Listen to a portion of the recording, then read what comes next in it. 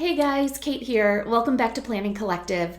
Today we're going to talk about that common phrase, if it sounds too good to be true, you need to ask yourself why, and how it pertains to the wedding industry.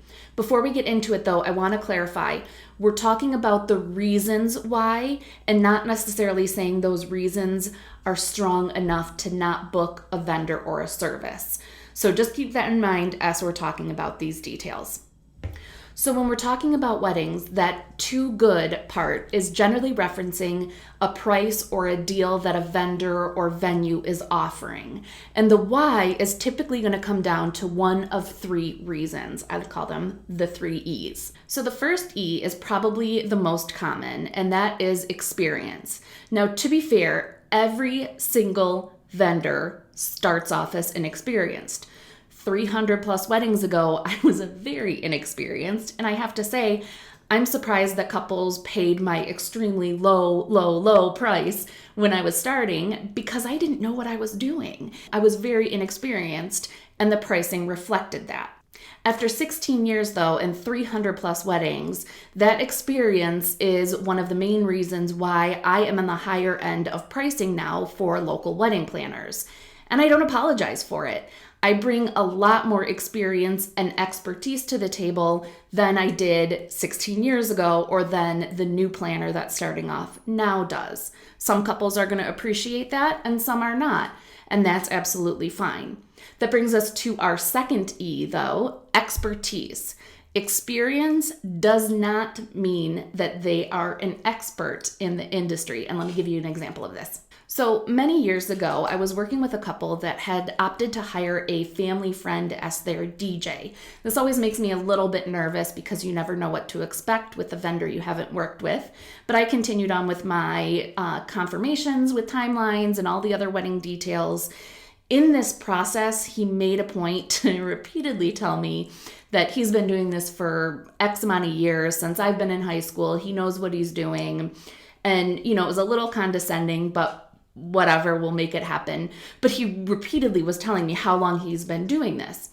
So I'm not going to get into all of the details of the evening, but let's just say he was far from being an expert as a DJ. He was playing a lot of songs the couple had specifically requested not to play, referencing that he knows what he's doing and he knows what gets people on the dance floor. Even when they requested him to change the song, he was messing up names and the order of things, and it was just very clear that he was far from an expert. So even though he had years and years and decades, honestly, of experience, I would definitely not say he had the expertise to pull off a smooth wedding as a DJ. So the final E, when it comes to figuring out the why and why something might be too good to be true, is going to be the equipment or the product that is offered. So often this is going to pertain to rental companies. So if you're getting a physical product or if you're renting a physical space, sometimes the equipment or the space is going to be a lower value, and that's why you're seeing a lower price point. Generally speaking, a higher end item is going to come at a higher cost. So if you see ads that are out there for a low cost or a cost that seems to be a lot less than the average, you're going to want to ask yourself about the quality of that product. So an example here would be a couple of years ago, I had clients that took advantage of a deal that they found for a combination package of linens and Chiavari chairs to rent for their reception. This package was coming in at about half the cost of some of the other companies that I would typically work with, and made me a little nervous, but of course we continued with the plans. And on the day of the wedding, the chairs come in stacked together without any kind of covers on them, which means they're fully scratched and scuffed. The guests are sitting on these chairs and they're creaking and making noises, and I'm just terrified that a chair is going to collapse. The linens were definitely worn. They were kind of a pilled fabric and very, very see-through. And the worst part was the delivery guys were clearly smoking in the truck because these linens, just the whole room smelled. It was bad. So it was very clear to me that the pricing for these items were reflected in the quality that they were offering. They didn't have the appropriate staff to be able to care for them, so the chairs were beat up, the linens had definitely been used many, many times, and it just was a much lower quality product than what they were comparing their quotes to. Now, again, I want to clarify that this doesn't necessarily mean that it's a bad thing.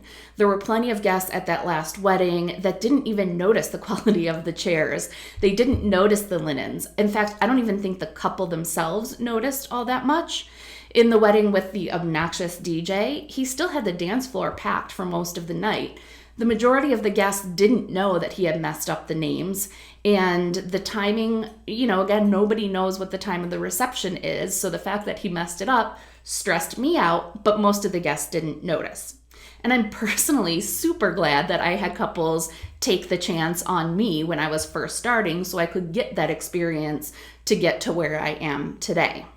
However, was that $100 service that I offered 16 years ago the same as what I offer now? Absolutely not. And that's the main idea, is you want to make sure that you're comparing apples to apples and you're recognizing that if this deal looks too good to be true, what's the why behind that? And are you okay with it? If chairs and linens aren't a huge priority to you and you don't care if they come in scuffed up or looking a little beat up, then by all means, save the money in that area. But if that's going to bother you, then you really want to think about, why is this deal too good to be true? So to wrap this up, I'm going to reference another popular saying, you get what you pay for. And again, that's not necessarily a bad thing, just something that you want to keep in mind when you're looking at these too good to be true scenarios. If you were to look back at it and say, well, we got what we paid for, and you're okay with it, then definitely snag that deal.